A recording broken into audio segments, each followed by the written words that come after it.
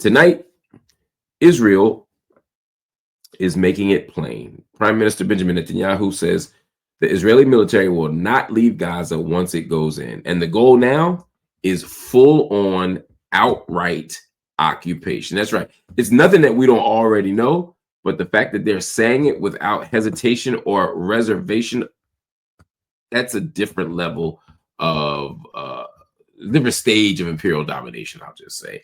In a video message, Benjamin Netanyahu says Gaza's population will be pushed south for their so-called protection, while Israeli forces hold territory in the north. His words, quote, "There will be no in and out."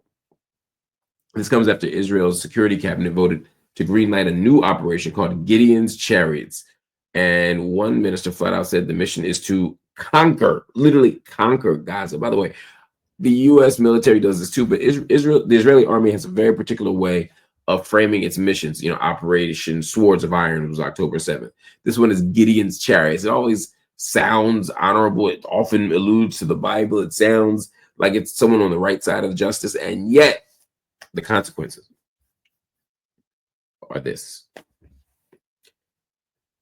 The operation was going to start after President Trump visits the Middle East next week, a delay some officials call kind of a window to secure a hostage deal. But if that deal falls through, Israel says it is moving in with full force. And here's where it gets even more serious. Far-right minister, he's the Minister of Finance, Bezalel Smotrich, one of the far-right extremists in the Netanyahu cabinet, said that Israel should take permanent control of Gaza and won't trade land back, even for hostages. That's not just a military strategy, although it is an awful, disgusting one. It's flat out colonization. Because while this unfolds, Israel's blockade on humanitarian aid is entering its 9th week. Over 52,000 Palestinians have been killed in Gaza since the war began. That's according to local health officials. Aid groups and the UN warn that starvation is being used as a weapon and that international law is being violated. And still, Israel's top leaders say they will press forward, not just to go after Hamas, but to take and hold Palestinian land indefinitely. The U.S., they haven't actually responded to this new strategy, at least not fully. But behind the scenes, American and Israeli officials are negotiating a new way to deliver aid, one that cuts Hamas out completely. Now, what's the catch to that, you might ask? Well, several major humanitarian groups say they're not going to be playing along. They call the plan political blackmail. Now, y'all's president, Donald J. Trump, doesn't see it that way. Instead, he said this.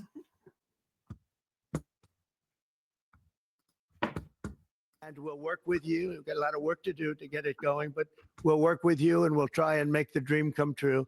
And I want to thank you all very much for being here. Thank you. Thank you very much.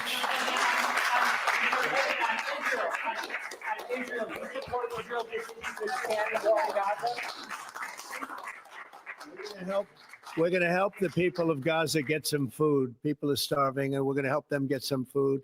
A lot of people are making it very, very bad. If you look, Hamas is making it impossible because they're taking everything that's brought in. But we're going to help the people of Gaza because they're being treated very badly by Hamas. Thank you very much, everybody. Now, Donald Trump don't say much and he don't know much. He gave a very predictable answer. No surprises there.